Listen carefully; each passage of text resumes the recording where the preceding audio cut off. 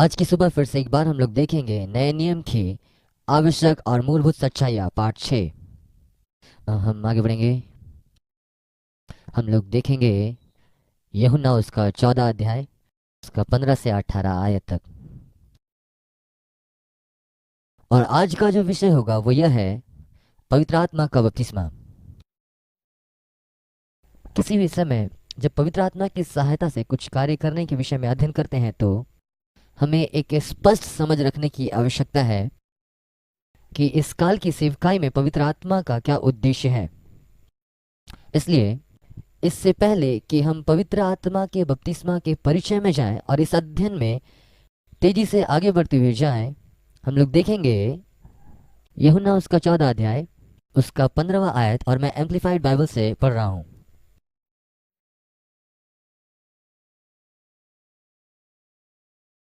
यीशु ने कहा, यदि तुम मुझसे प्रेम रखते हो तो मेरी आज्ञाओं को मानोगे, और मैं पिता से विनती करूंगा और वो तुम्हें एक और सहायक देगा, एक सलाहकार, सहायक, मध्यस्थ, वकील, बल देने वाला और साथ खड़ा होने वाला, जो सदा काल तक तुम्हारे साथ बना रहेगा। अर्थात सत्य का आत्मा, जिसे संसार ग्रहण नहीं कर सकता क्योंकि वो ना उसे देखता है और ना उसे जानता है। तुम उसे जानते हो क्योंकि वो तुम्हारे साथ रहता है और वो तुम में होगा। और 18 वचन ऐसा कहता है, मैं तुम्हें अनाथ ना छोड़ूंगा। ये एक सामर्थी वक्तव्य है। मैं तुम्हें अनाथ नहीं छोड़ूंगा। बेचैन, असहाय, दुखी, अकेला, असहाय ना छोड़ूंगा, वरन तुम्हारे पास मैं आता हूं। अब जब यीशु मसीह यहाँ प्रतिज्ञा करता है और जब वो कहता है कि हमें कभी अनाथ ना छोड़ेगा, और वो कहता है कि वो एक सहायक भेजेगा, और जिस सहायक के विषय में वो बातें कर रहा है वो पवित्र आत्मा है। और यदि आगे आप कुछ वचन, नीचे के कुछ वचनों को आप देखेंगे, 25वें आयत को देखिए, यीशु मसीह कहते हैं, तुम्हारे साथ रहते हुए ही मैंने ये सारी बातें बता दी है, लेकिन वो सहायक, वो सलाहकार, वो मध्यस्थ, वो हमारे साथ खड़ा रहने वाला, हमें बल देने वाला पवित्र आत्मा है, जिसे पिता मेरे नाम से भेजेगा, जो मेरे स्थान में मेरा प्रतिनिधित्व करते हुए कार्य करेगा, और वो तुम्हें सारी बातें सिखाएगा। यहाँ पर देखिए, जब यीशु मसीह पवित्र आत्मा के विषय में घोषणा कर रहे हैं और उसका परिचय दे रहे हैं, देखिए वो कहता है, मैं तुम्हें अनाथ ना छोड़ूंगा, लेकिन तुम्हारे लिए एक सहायक दूंगा जो तुम्हारे साथ सदा रहेगा। और अब एक बात जो मैंने अपने जीवन में सीखी और जो मेरे जीवन में बहुत महत्वपूर्ण और सहायक सिद्ध हुआ मेरे आत्मिक जीवन में और प्रतिदिन परमेश्वर के साथ चलने में, वह इस बात को जानना कि बिना समझ प्राप्त किए हुए, मैं फिर से इसे बार बार वापस लेकर के आ जा रहा हूं कि बिना परमेश्वर के प्रेम को समझे, जाने और अनुभव किए हुए ही ये बड़ा ही कठिन होगा कि हम परमेश्वर के वचन को समझ पाए। ये हमारे लिए बेहद कठिन होगा कि हम इसका अनुवाद करें कि यीशु ने क्या कहा, कि पौलुस ने क्या कहा, क्योंकि बार बार हमें परमेश्वर का प्रेम, परमेश्वर की भलाई, परमेश्वर के चरित्र को देखना होगा। अपने मन में हम जो कुछ भी पढ़ते हैं, जहाँ तक कि हमने इस वचन को भी अभी यहाँ पढ़ा, ये बेहद ही जरूरी है कि हम अपना हृदय परमेश्वर के निस्वार्थ प्रेम, उसके द्वारा हमारा ग्रहण किया जाना, हमारे प्रति उसका प्रेम, इन बातों पर अपने को स्थिर रखें। हमारे जीवन के प्रति उसकी भलाई और उसकी दया को हम स्मरण रखें। मेरे साथ पहला कुरिन्थियों निकालिएगा। जो बातें मैं कह रहा हूँ उसका कारण यहाँ हम देख पाते हैं। पहला कुरिन्थियों उसका 8 अध्याय और उसका वचन 1 से लेकर 3 तक, उसका दूसरा और तीसरा वचन हम देखेंगे। मैं एम्पलीफाइड बाइबल से पढ़ रहा हूँ। पौलुस ऐसा कहता है, यदि कोई अपने आप में इस बात को सोचता है कि उसने अलौकिक बातों को जान लिया और समझ लिया बिना प्रेम के, उसने अब तक अनुभव ही नहीं किया और ना ही पहचाना और ना ही उसने इसे स्पष्टता से समझा। जो भी कि वो इसे जानता है उससे नजदीक हो, लेकिन उसे जैसा जानना चाहिए वैसा वो नहीं समझ पाया है। ये एक सामर्थ्य वक्तव्य है। आमेन। कुछ लोग ऐसे देख रहे हैं जैसे मानो खो गए हो। यदि आप पहले वचन देखना चाहते हैं, मेरे साथ निकालिएगा पहला कुरिन्थियों 8 अध्याय उसका दूसरा वचन। अब यहाँ पर इसे ध्यान दीजिएगा। पौलुस कहता है, कोई भी हो, कोई भी व्यक्ति यदि वो खुद में समझता है कि वो सब जानता है और सारी अलौकिक बातों को बिना प्रेम के जानता है, वो क्या कह रहा है? क्या बिना प्रेम किए हुए इसे जान सकते हैं? नहीं, वो ऐसा नहीं कह रहा है। यदि हम ये सोचते हैं कि हाँ हमने सब जान लिया है, हम समझ चुके हैं परमेश्वर और सारे अलौकिक बातों को, बिना परमेश्वर के प्रेम को जाने समझे अनुभव किए बगैर, तो हमने कुछ भी अनुभव नहीं किया। उसने ना तो इन बातों को स्पष्टतापूर्वक अपने जीवन में जाना और ना ही अनुभव किया या समझा है, और ना तो इन बातों से उसका घनिष्ठ संबंध है जैसा उसे होना चाहिए था। अब आइए हम लोग देखें तीसरे आयत क्या कहती है। कहती है, यदि कोई परमेश्वर से पूरे सत्यनिष्ठा से प्रेम करता है तो, फिर से एक बार मैं इसे पसंद करता हूँ जैसा एंड्रो इसे कहता है, एक द्वंद्वपूर्ण शब्द या एक वचन। और इसका कारण यह है कि इसी रीति से ये मूल भाषा में लिखा गया है, परंतु जब लोग इसे पढ़ते हैं, इसे पढ़ने के बाद वे लोग पीछे हट जाते हैं। यह ऐसे कहता है, यदि कोई परमेश्वर से पूरे सत्यनिष्ठा, आदर और आज्ञाकारिता के साथ प्रेम करता है तो, और उसके आशीषों को बेहतर रीति से जानता हो, उसे परमेश्वर पहचानता है और वो परमेश्वर के प्रेम और उसके नजदीक रहने के योग्य जाना गया और परमेश्वर द्वारा अपनाया गया है। जब कभी इसे पढ़ते हैं तो ये इस प्रकार से दिखता है मानो ये हमसे कह रहा है कि यदि यदि हम परमेश्वर से वास्तव में प्रेम करें तो परमेश्वर हमें ग्रहण करता है। परंतु यदि आप इस वचन को इसके संदर्भ में समझते हुए पढ़ेंगे तो पाएंगे कि यदि कोई व्यक्ति पूर्ण आज्ञाकारिता के साथ उसे प्रेम करता है तो वो पहले से ही परमेश्वर द्वारा प्रेम किया गया और उसके द्वारा अपनाया गया है। आमीन। ये ऐसा नहीं है कि हमारे प्रेम के बदले में परमेश्वर हमसे ऐसा प्रत्युत्तर दे रहा है, लेकिन ये वास्तव में हमारी प्रतिक्रिया है उसके प्रेम के प्रत्युत्तर में, और वो अपने प्रेम से हमें अपना लेता है। इसलिए और पहला कुरिन्थियों उसका 8वां अध्याय उसका 3रा वचन मुझे जेबी फिलिप्स के अनुवाद में अच्छा लगता है, मुझे माफ कीजिएगा, शायद ये दूसरा वचन। ये ऐसे कहता है, ये सिर्फ उसका प्रेम है जो किसी मनुष्य को उसके पूर्ण स्वरूप या ढांचे में बढ़ने में सहायता करता है। मुझे ये पसंद है। ये सिर्फ और सिर्फ परमेश्वर का प्रेम है। ये तब होता है जब हम पूरे रीति से इस बात को जान लेते हैं और उसमें भागी होते हैं कि परमेश्वर हमसे प्यार करता है, तब कहीं जाकर हमारे पूर्ण स्वरूप या ढांचे का निर्माण होता है एक विश्वासी के रूप में। इसलिए ये महत्वपूर्ण है कि हम जाने कि इन बातों का क्या तात्पर्य है। यदि आप परमेश्वर के प्रेम को जानेंगे, यदि आप परमेश्वर के प्रेम में प्रतिभागी होंगे, आपके प्रति निस्वार्थ प्रेम में, तब पौलुस कहता है कि आप परिपूर्ण होंगे। ध्यान से आप मुझे सुनिएगा, मेरे साथ निकालिएगा पहला यूहन्ना उसका 4था अध्याय। और इन वचनों को हमने पहले भी पढ़ा और उन्हीं वचनों को हम फिर से एक बार यहाँ देखने जा रहे हैं। और कई बार लोग इन वचनों को लेते हैं और अपने अंतरात्मा में द्वंद्व करते हैं इन वचनों के संदर्भ में। पहला यूहन्ना 4था अध्याय उसका 7वां वचन कहता है, हे प्रियो, हम आपस में प्रेम रखें क्योंकि प्रेम परमेश्वर से है। जो कोई प्रेम करता है वो परमेश्वर से जन्मा है और परमेश्वर को जानता है।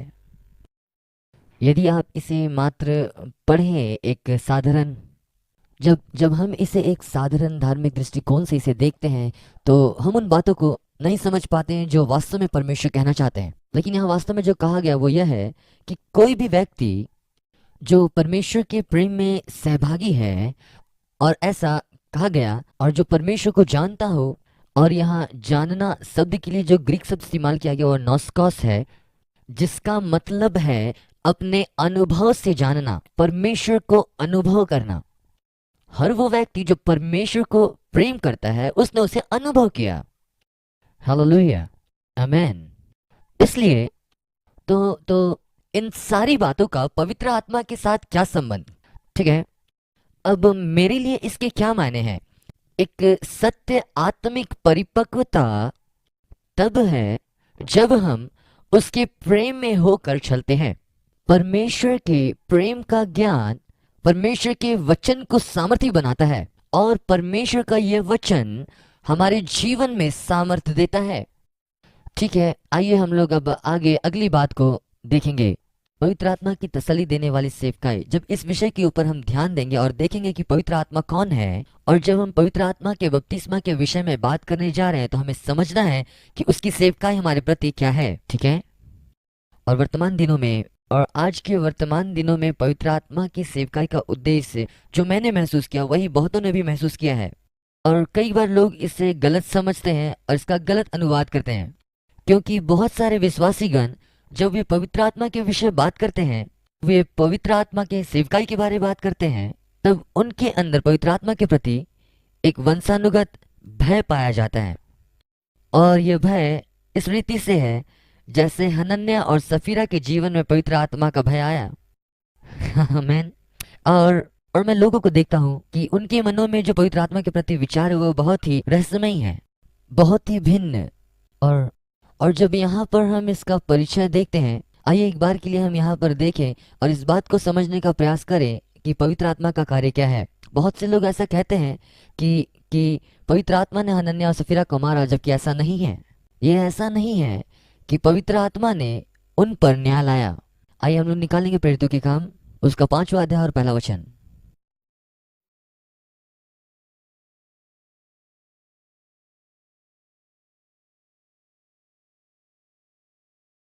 प्रेरितों के काम 5वां अध्याय पहला वचन।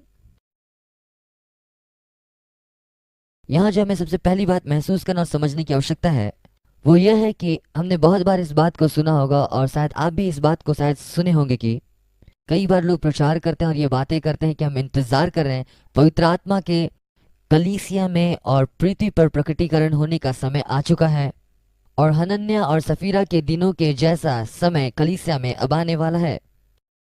और मैं कई ऐसी सभाओं में उपस्थित रहा जहां इस प्रकार के प्रचारकों को खड़े होकर के सराहा गया। आमीन। और लोग इसके विषय में बातें कर रहे हैं कि एक ऐसे आने वाले समय के विषय में वो इंतजार कर रहे हैं, जबकि वो समय हनन्या और सफीरा के दिनों के जैसा होगा। इसके विषय में और लोग क्या कह रहे हैं वो यह है कि यदि आप पवित्र आत्मा की उपस्थिति में रहकर यदि आप सेवा का कार्य कर रहे हैं तो वहां उसकी उपस्थिति इतनी वास्तविक और सामर्थ्य होगी कि यदि वहां पर लोगों के मन में किसी भी प्रकार का पाप होगा तो वे गिर पड़ेंगे।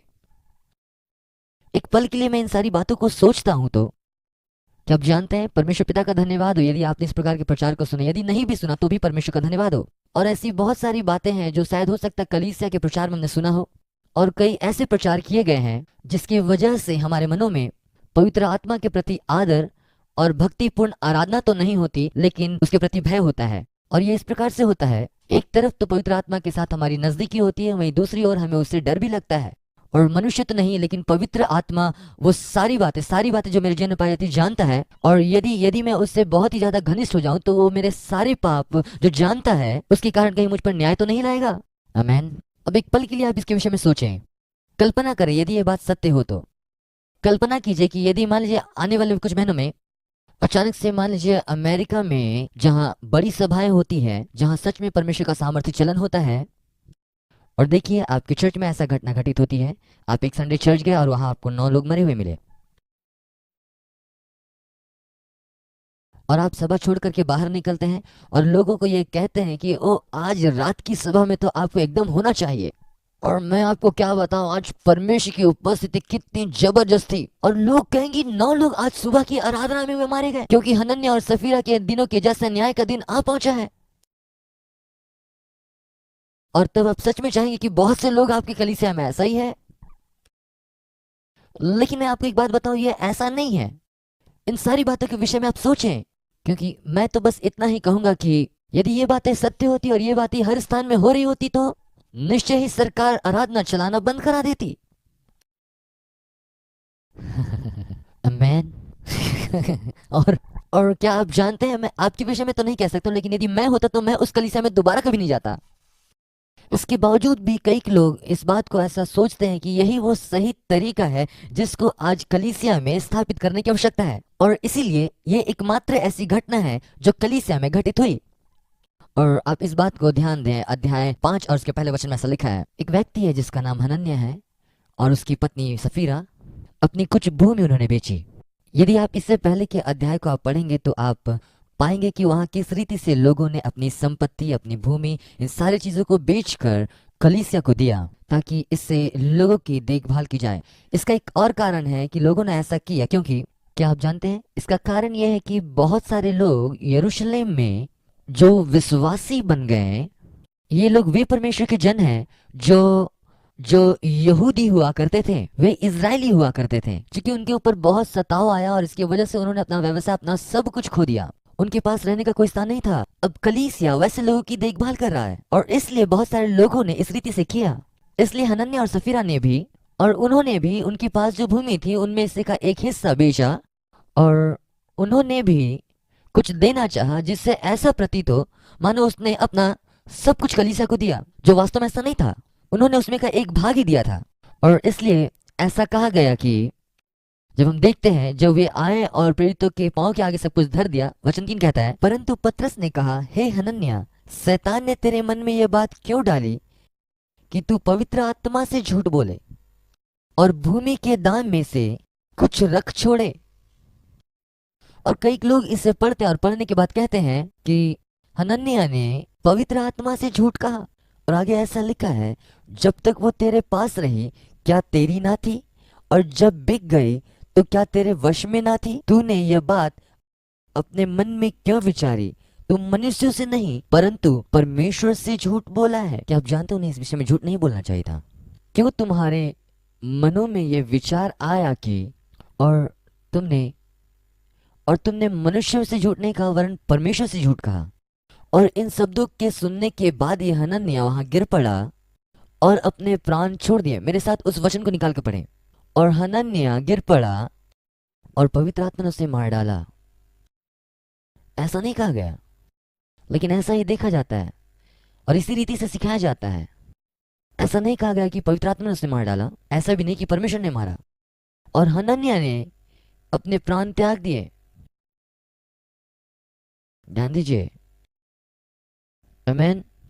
और जब हम इस पूरे अध्याय से होकर के जाएं और हम जब देखते हैं कि जब उसकी पत्नी भी वहां पर आती है और वो अपने प्राण त्याग देते हैं और मर जाता है, तब एक जवान व्यक्ति उसे दफनाने के लिए ले जाते हैं। और जब वे वापस आते हैं तब सफीरा भी वहां पर पहुंचती है और तब पतरस उससे पूछता है, मुझे बता क्या तुमने यह भूमि इतने में ही बेची थी? क्योंकि उसने अपने पति के साथ साजिश की थी, इसलिए कही हाँ। पतरस कहता है, देख तेरे पति को गाड़ने वाले द्वार ही पर खड़े हैं, वे तो पिछले द्वार से आ रहे हैं और तुझे भी बाहर ले जाएंगे। पतरस समझ सकता था, वो समझ सकता था क्या हो रहा है। वह निश्चय परमेश्वर है जो उसे मार डालेगा, निश्चय पवित्र आत्मा जो उसे मार डालेगा। पतरस जानता था, सिर्फ इसका यह मतलब नहीं कि परमेश्वर ने उसे मारा। और आगे लिखा है, तब वह तुरंत उसके पांव पर गिर पड़ी और अपने प्राण छोड़ दिए। हालेलुया। इसलिए वास्तव में यदि हम पूरा वचन के अनुसार चलें, यदि हम बाइबल के आधार पर देखें, तब हम कभी भी इस वचन का इस्तेमाल नहीं कर सकते हैं। यहाँ देखिए, इस बात को ऐसा नहीं लिखा गया, कहीं नहीं ऐसा लिखा कि परमेश्वर ने उसे मारा या पवित्र आत्मा ने उसे मारा। अब देखिए, यहाँ जरूर कुछ बात है जो हमें समझने की आवश्यकता है। वो ये कि आपकी विश्वास प्रणाली आपको मार सकती है।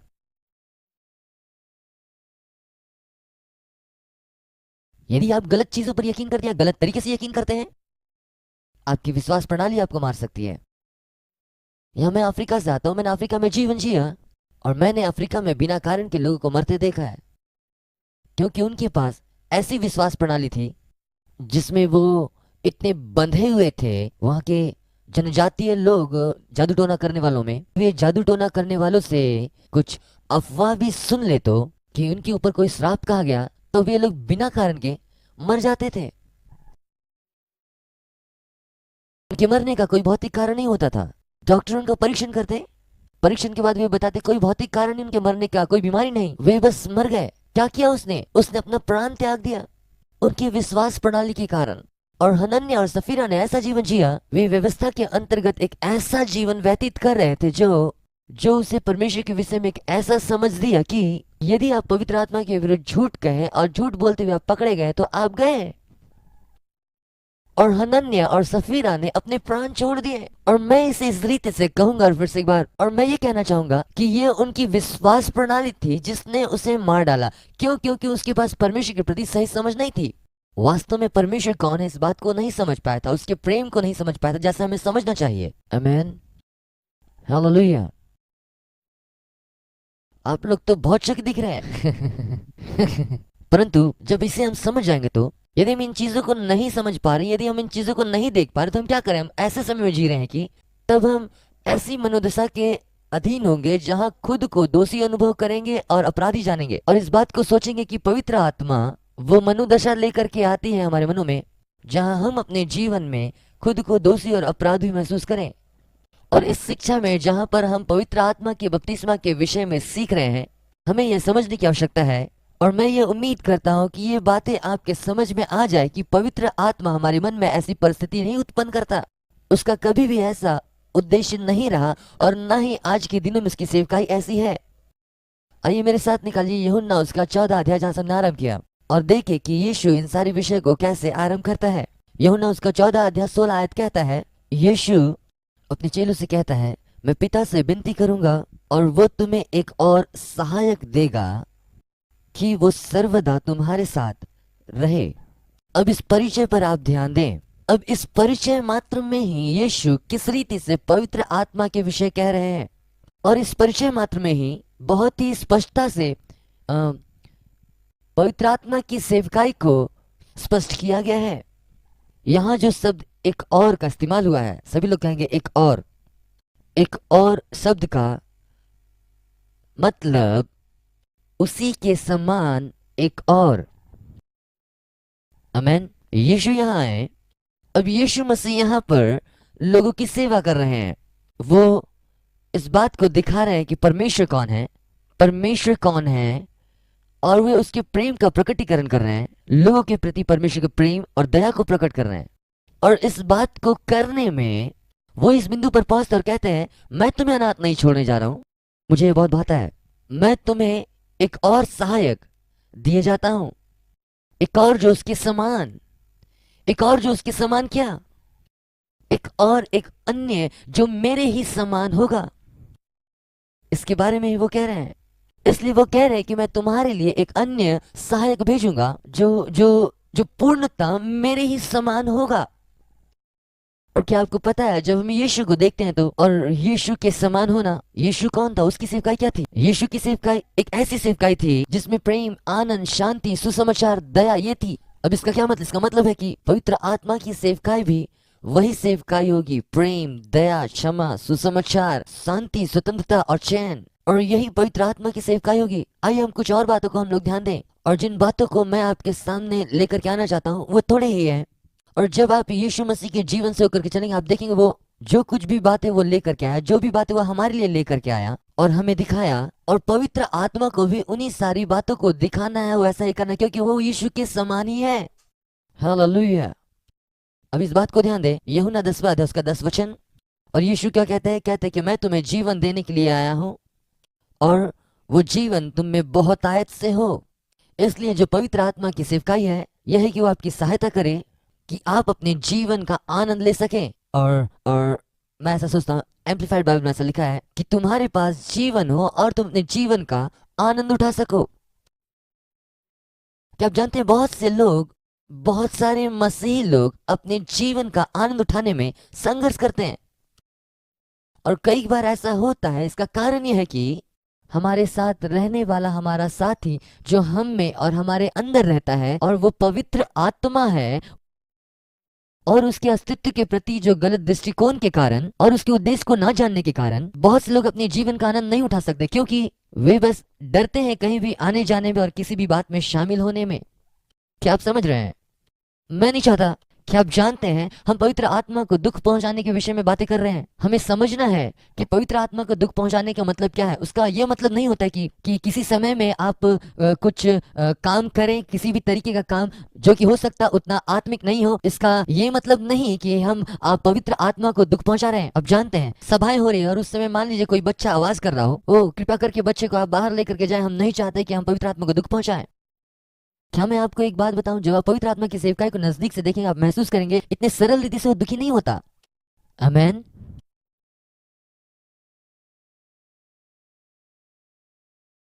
मेरा मतलब, लूका उसका 9वां अध्याय उसका 56वां वचन इस प्रकार से कहता है कि मनुष्य का पुत्र लोगों को नष्ट करने के लिए नहीं वरन उन्हें बचाने के लिए आया।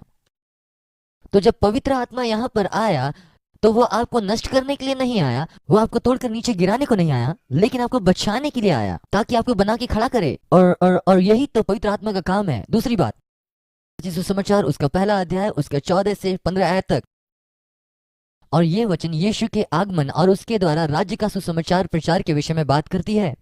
इसलिए पवित्र आत्मा की जो सेवकाई है यह है कि सुसमाचार की बातों को सिखाए, समझाए और हमारी अगुवाई करे, हमें समझ के पूर्ण स्तर तक वो ले पहुंचाए उन बातों में जिसे मसीह ने हमारे लिए लाया, बताया और सिखाया। इसलिए यूहन्ना रचित सुसमाचार उसका 14 अध्याय उसका 26वां आयत यह कहता है, परंतु वो सहायक जो पवित्र आत्मा है जिसे पिता मेरे नाम से भेजेगा, जिसे हमने पहले ही पढ़ लिया है, वो तुम्हें सारी बातें सिखाएगा और जो कुछ मैंने तुमसे कही वो सारी बातें वो तुम्हें स्मरण दिलाएगा। इसलिए पवित्र आत्मा की सेवकाई यह है कि वो हमें लगातार उन बातों को सिखाए और सत्य में हमारी अगुवाई करे और उन बातों को हमारे जीवन में विस्तार दे जो यीशु हमारे लिए लाया और सिखाया। आमेन। तीसरी बात, छुटकारा और उन्नति के लिए मनुष्य का पुत्र यीशु मसीह ने कहा, यदि तुमने पुत्र को देखा, वो कहता है, मुझे माफ कीजिएगा, यदि पुत्र तुम्हें स्वतंत्र करे तो तुम निश्चित स्वतंत्र हो। आमेन। इसलिए इसका यह मतलब है कि पवित्र आत्मा का कार्य यह है कि जब हम परमेश्वर के वचन में देखते हैं और जब हम पुत्र को देखते हैं, उस वचन को देखते हैं, तब पवित्र आत्मा का कार्य हमें बंधन से मुक्त करना और हमें स्वतंत्र करना है।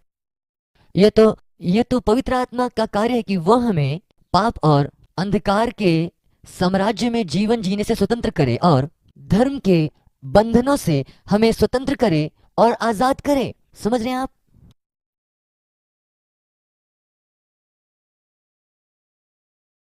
लूका उसका 4 अध्याय, हम सभी लोग इन वचनों को जानते हैं, उसका 18 से 19 वचन तक ऐसा कहा गया है कि यीशु ने कहा, प्रभु का आत्मा मुझ पर है कि उसने कंगालों को सुसमाचार सुनाने के लिए मेरा अभिषेक किया। जब प्रभु का आत्मा यीशु मसीह के ऊपर उतरा, यह उसे सुसमाचार सुनाने का सामर्थ्य दिया। उसने मुझे खेदित लोगों को चंगा करने के लिए भेजा, बंदियों को छुटकारे का सुसमाचार सुनाने के लिए, अंधों को दृष्टि पाने का सुसमाचार, जो कुचले हुए हैं उन्हें छुड़ाऊं और प्रभु के प्रसन्न रहने के वर्ष का प्रचार करूं। यहाँ पर यीशु मसीह एक बेहद ही खूबसूरत उदाहरण देते हैं ताकि हम पवित्र आत्मा के कार्य को बेहतर रीति से समझ जाएं कि वो क्या करना चाहता है। ध्यान दीजिएगा, एक भी ऐसा स्थान नहीं है जहां पर कहा गया कि पवित्र आत्मा का अभिषेक दोष लगाने के लिए, दोष भाव महसूस करने के लिए, निराश होने के लिए, असहज महसूस कराने के लिए। पवित्र आत्मा कभी भी किसी के ऊपर दोष लगाने वाली, निराश करने वाली, परेशान करने वाली सेवा नहीं करता। हालेलुया। चौथी बात, पिता को प्रकट करने के लिए, जिसने मुझे देखा उसने पिता को देखा है। पवित्र आत्मा का यह कार्य है कि वो परमेश्वर की गहरी बातों को प्रकट करे। पिता कौन है, इसका प्रकटीकरण करे, परमेश्वर के चरित्र को प्रकट करना, उन बातों में हमारी अगुवाई करना।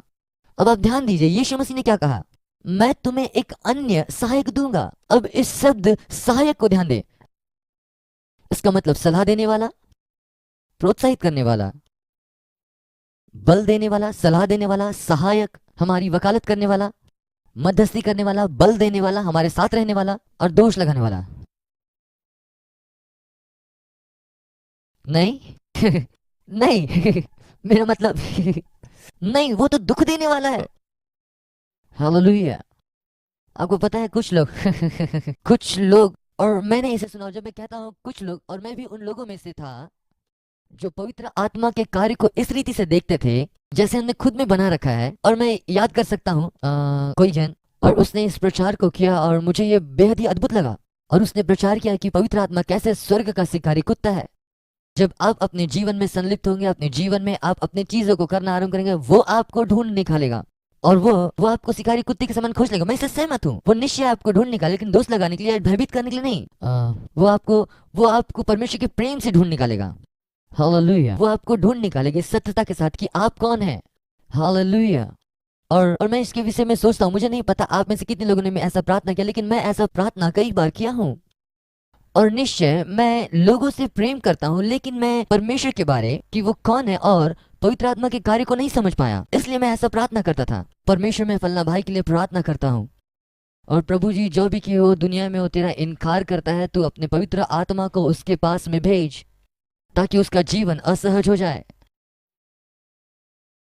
जो भी गलत बातें उसने अपने जीवन में की उसके लिए उसे कायल कर। आज की रात उसे सोने ना दे प्रभु।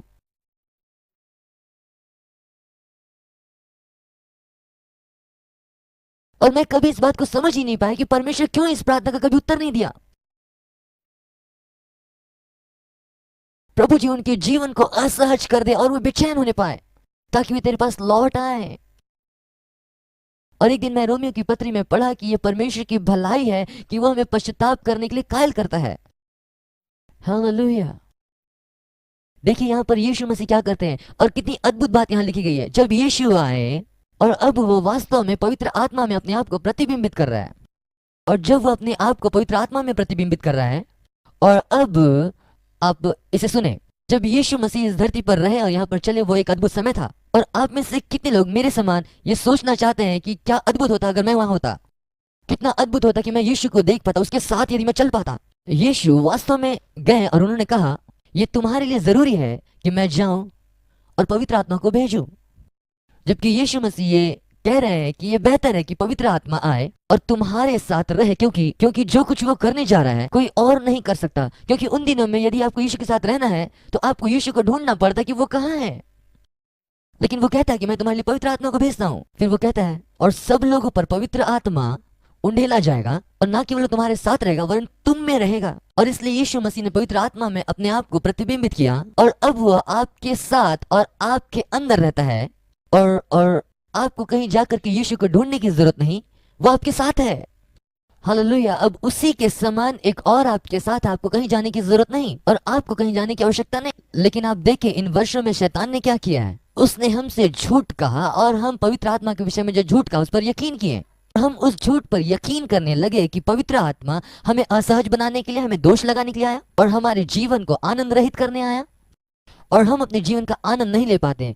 क्यों? क्योंकि अब तक जो हमारी दृष्टिकोण थी वो गलत थी। मेरे साथ अब निकालेगा पहला कुरिन्थियों उसका 2 अध्याय और उसका 7वां पद से लेकर 13 पद तक।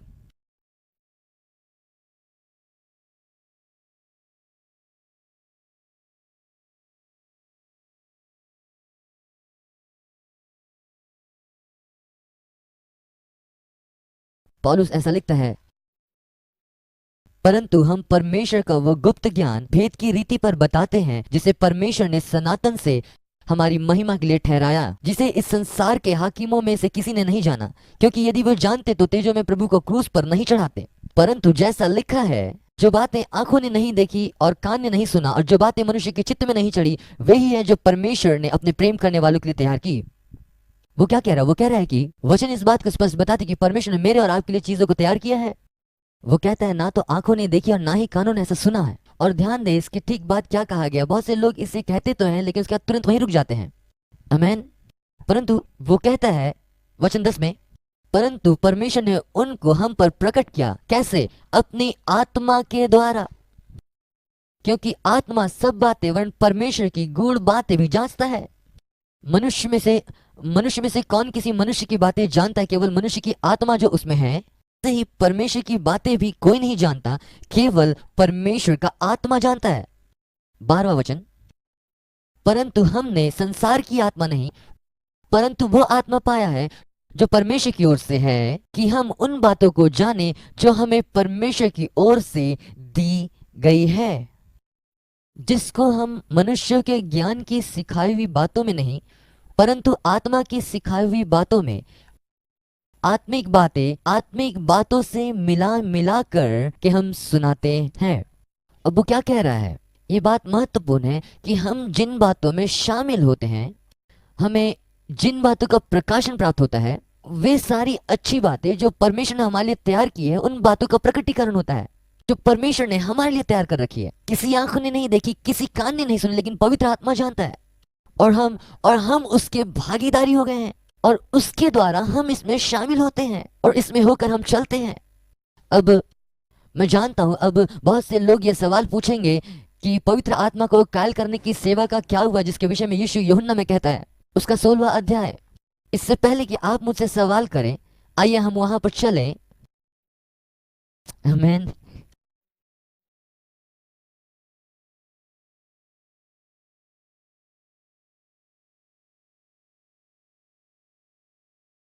यूहन्ना 16 अध्याय और उसका 8वां वचन। और यहाँ पर 7वें वचन में पवित्र आत्मा जो तसल्ली देने वाला, उसके विषय कहा गया है। पवित्र आत्मा जो तसल्ली देने वाला है, आमीन, जो हमारे लिए आया और वो संतावना देने वाला है। वचन 8 कहता है, यीशु कहता है, जब वो आएगा वो संसार को पाप और धार्मिकता और न्याय के विषय में निरुत्तर करेगा। और आपको पता है लोग हमेशा इस लाइन को लेकर के आते हैं, यीशु ने ऐसा कहा और पवित्र आत्मा आएगा और उसका काम निरुत्तर करने का होगा। आमीन। अब देखिए, और महत्वपूर्ण बात यह है कि लोग इस बात को कहते हैं कि पवित्र आत्मा निरुत्तर करने को आया, और मेरे ख्याल से कुछ नए अनुवादों में लिखा गया कायल करना, आपको कायल करने आया।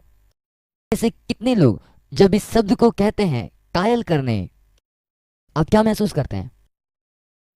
तो यहाँ पर मैं एक ऐसे भाई को देख पाता हूँ जिसके कपड़े में काली धारियां बनी हुई हैं, जानते इसका मतलब? जब मैं इस शब्द को देखता हूँ कायल करना, किसी व्यक्ति की तस्वीर मेरे सामने आती है जो कि सलाखों के पीछे खड़ा है, जो बंदिशों में पाया जाता है, वो जो स्वतंत्र रीति से घूम फिर नहीं सकता और अपने ही स्थानों में कायल होकर खड़ा रहता है, दोस्त भाव से परिपूर्ण और अपने आप को दोस्ती महसूस करता है। और कई बार जब हम इसे पढ़ते हैं, कई बार लोगों ने शायद इसे पढ़ा होगा, और जब पवित्र आत्मा को देखते हैं तो ऐसा पाते हैं मानो वो दोष लगाने के लिए, न्याय करने के लिए वो आया हुआ है। और सबसे पहले तो ये महत्वपूर्ण है कि आप इस शब्द को परिभाषित करें कि निरुत्तर करना क्या है। निरुत्तर करना, निरुत्तर करना, ये जो शब्द है साबित करना का शाब्दिक अर्थ है सत्य को स्थापित करना, या फिर एक सत्य की वैधता को स्थापित किया जाना, एक घोषणा को सत्यापित करना। आमेन। फिर से इसे साबित करने का मतलब फिर से इसे दोहराना, पुनर्स्थापित किया जाना, सत्य को पुनः साबित करना। क्या आप समझ रहे हैं?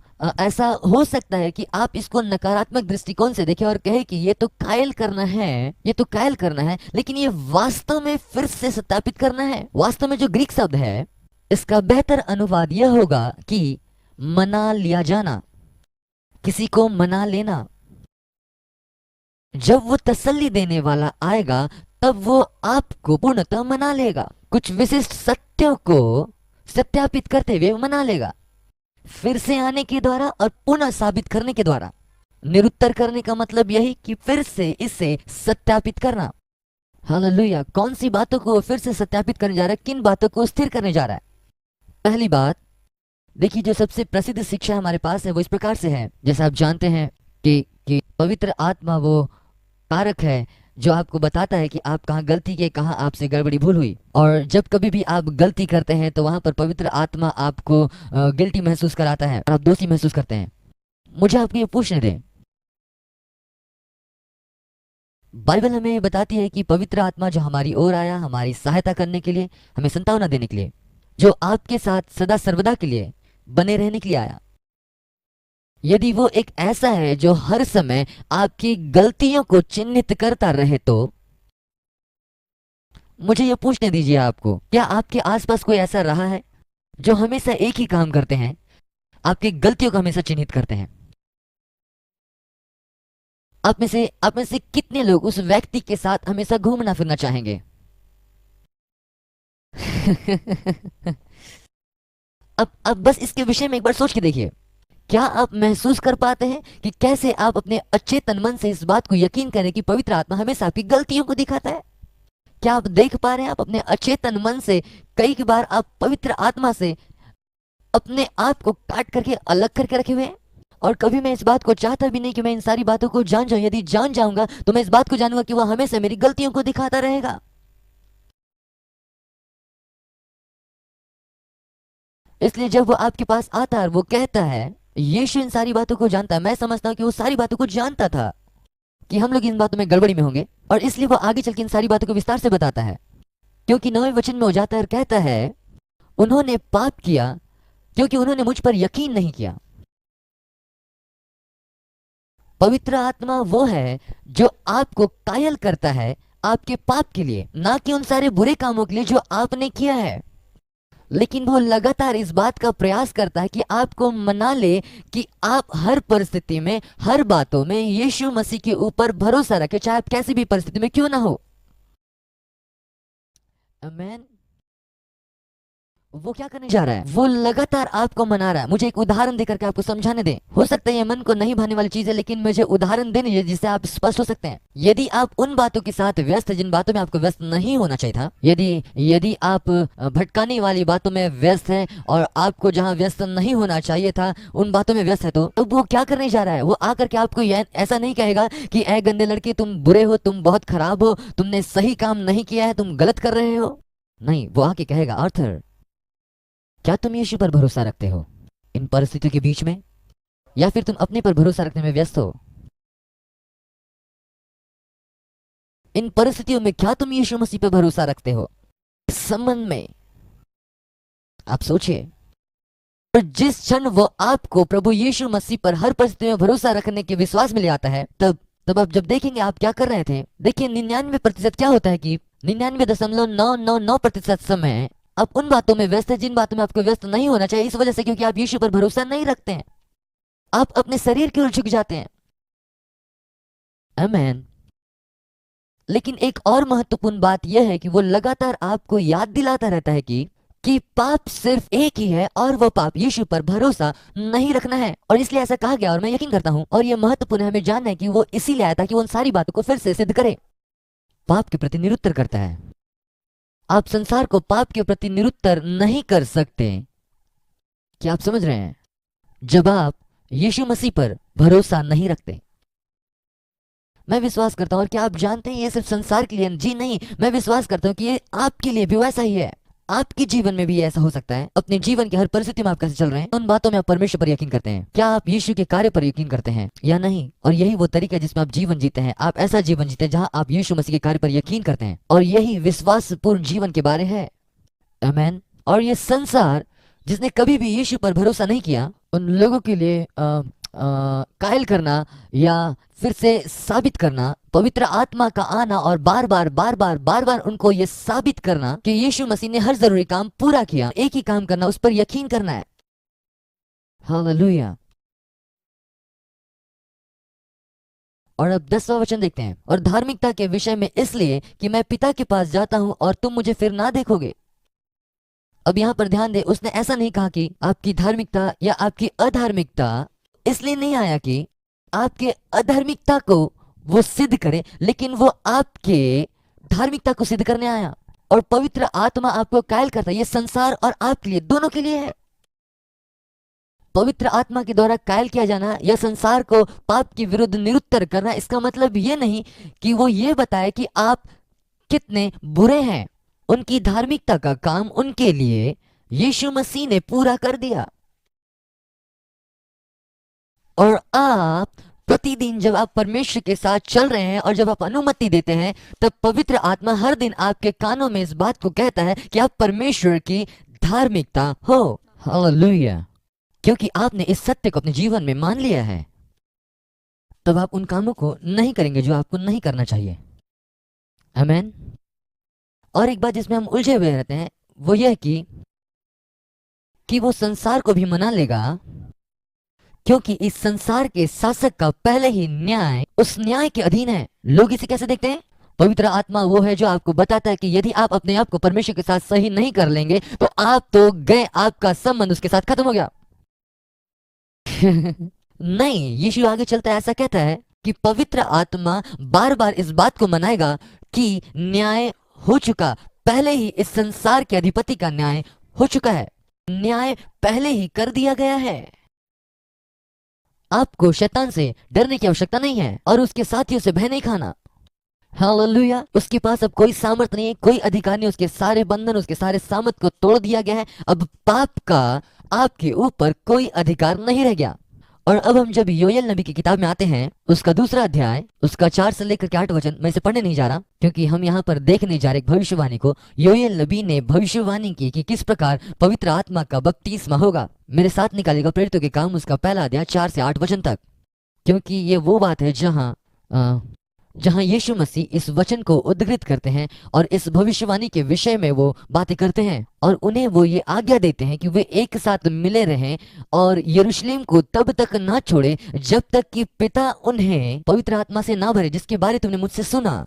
यूहन्ना ने तो तुम्हें पूर्णतः जल से बपतिस्मा दिया, लेकिन तुम्हें अब पवित्र आत्मा से बपतिस्मा लेना जरूरी है। और जब वे लोग एक साथ इकट्ठा हुए, तब उन्होंने यीशु मसीह से पूछा कि क्या प्रभु तू इज़राइल के राज्य को फिर से पुनर्स्थापित करेगा? और उसने उनसे कहा, उसने उनसे कहा, उन समयों या कालों को जानना जिनको पिता ने अपने ही अधिकार में रखा है तुम्हारा काम नहीं, परंतु जब पवित्र आत्मा तुम पर आएगा तब तुम सामर्थ पाओगे और यरूशलेम और सारे यहूदिया और समरिया में और पृथ्वी के छोर तक मेरे गवाह होगे। यहाँ यीशु क्या कह रहे हैं? वो ये नहीं कह रहे हैं कि आपको पवित्र आत्मा प्राप्त करना है उद्धार पाने के बाद, लेकिन ऊपर से सामर्थ प्राप्त करने के लिए पवित्र आत्मा का बपतिस्मा चाहिए। आमेन। इसलिए प्रेरितों के काम उसके दूसरा अध्याय 1 से लेकर 4 वचन तक कहा गया है कि जब पेंतिकोस्त का दिन आया, वे सारे लोग एक मन होकर एक स्थान में इकट्ठे थे। एकाएक आकाश से बड़ी आंधी की सी सनसनाहट का शब्द हुआ और उससे सारा घर जहां वे बैठे थे गूंज गया और उन्हें आग की सी जीभें फटती हुई दिखाई दी और उनमें से हर एक पर आ ठहरी। वे सब पवित्र आत्मा से भर गए और जिस प्रकार आत्मा ने उन्हें बोलने की सामर्थ दी, वे अन्य अन्य भाषा बोलने लगे। अब बाइबल हमें बताती है कि जो कुछ जोएल नबी ने भविष्यवाणी की थी उसका यह वास्तविक रीति से प्रकटीकरण है। और इस बात को ध्यान दे, यहाँ कहा गया है कि जब पवित्र आत्मा उन पर आया और आत्मा से भर गए और वे अन्य अन्य भाषा बोलने लगे, जिस बात का सबूत है कि वे आत्मा से भर गए। हालेलुया। प्रेरितों के काम उसका दूसरा अध्याय, माफ कीजिएगा, 14 से लेकर 21 वचन तक यदि हम देखें, जहां पर हम पतरस को देखते हैं। हम इसे पूरा पढ़ने नहीं जा रहे हैं, हम यहाँ देखते हैं यहाँ पतरस आता है और यहाँ पर पतरस आता है और वो कहता है कि इस बात की भविष्यवाणी की गई थी। आमेन। इस चीज को जो आप देख रहे हैं, सारे लोग इन चेलों को देख रहे थे, अलग अलग भाषा बोलने वाले लोग वहां थे जो इन्हें सुन रहे थे। यहाँ चेले ऐसे लग रहे थे मानो कि वे पिए हुए हैं, लेकिन वे पिए हुए नहीं थे। और पतरस उनसे कहता है ये पिए हुए नहीं है जैसा तुम सोचते हो, लेकिन ये तो वो बात है जो योएल नबी के द्वारा भविष्यवाणी की गई थी। हालेलुया। आमेन। और जब हम यहाँ पर देखते हैं और जब उन उन उन भविष्यवाणियों से हम लेते हैं तो जो कही गई है योएल नबी के द्वारा, तब प्रेरितों के काम उसका 10वां अध्याय हमें दिखाता है कि अन्य जाति भी पवित्र आत्मा से परिपूर्ण होंगे। लोग कैसे जाने कि वे पवित्र आत्मा से भर गए हैं? यदि आप इसको देखना चाहते हैं तो आप प्रेरितों के काम उसका 10वां अध्याय उसका 46 वचन देखें। वहां लिखा है, उन्होंने उन्हें अन्य भाषा में कहते सुना कि वे परमेश्वर की महिमा कर रहे हैं। प्रेरितों के काम उसका 19 अध्याय 6 वचन ये इसके विषय में बात करता है कि जब विश्वासियों ने पवित्र आत्मा पाया, जब पौलुस ने उन पर अपने हाथ रखे, वे आत्मा से भर गए और अन्य अन्य भाषा में कहने लगे। इसलिए हम उन सारी घटनाओं से होकर के जा सकते हैं जहां हम देखते हैं कि पवित्र आत्मा लोगों पर उंडेला गया और पवित्र आत्मा से भरने का सबूत यह था कि वे अन्य भाषा बोलने लगे, भविष्यवाणी करने लगे, उनके जीवन से दान वरदान कार्य करने लगा। हालेलुया। और मैं सोचता हूँ कि वे लोग बहुत सारी बातों को अब तक समझ चुके थे। इस बात को समझने के बाद कि कैसे यीशु सेवा करता है, कैसा उसका कार्य होता है और जिस रीति से सुसमाचार उनको प्रचार किया गया, अब उन्हें पवित्र आत्मा से बपतिस्मा लेने के लिए कोई भय नहीं था।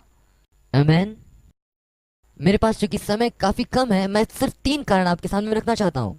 3 कारण कि हमें अन्य भाषा में क्यों बात करना है। जब हम पवित्र आत्मा से भर जाते हैं तो हमें अन्य भाषा क्यों कहना है? पहला कुरिन्थियों उसका 14 अध्याय उसका 4 वचन अब देखते हैं, व्यक्तिगत उन्नति के लिए। क्या मैं आपको एक बात बताऊं, ये एक ऐसी बात है जिसे मैंने अपने जीवन में अभ्यास किया।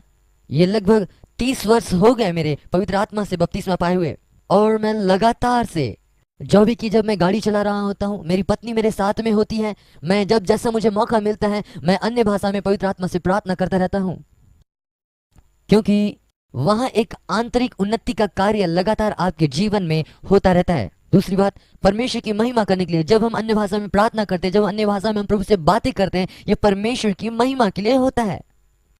हालेलुया। तीसरी बात, सटीक रीति से प्रार्थना करने के लिए कई बार कुछ विशेष परिस्थिति में कैसी प्रार्थना करना है मैं उसके विषय में कोई जानकारी नहीं होती, लेकिन जब मैं अन्य भाषा में प्रार्थना करता हूं, मैं जानता हूं कि मैं एक सही प्रार्थना कर रहा हूं और परमेश्वर के सामने सही निवेदन को रख रहा हूं, क्योंकि अन्य भाषा में प्रार्थना करने में सहयोग मिलता है और सटीक प्रार्थना की जाती है। आमेन। फिर प्रेरितों के काम उसका 2 अध्याय 17 वचन ऐसा लिखा हुआ है कि अंत के दिनों में मैं अपनी आत्मा सब मनुष्यों के ऊपर में उंडेलूंगा।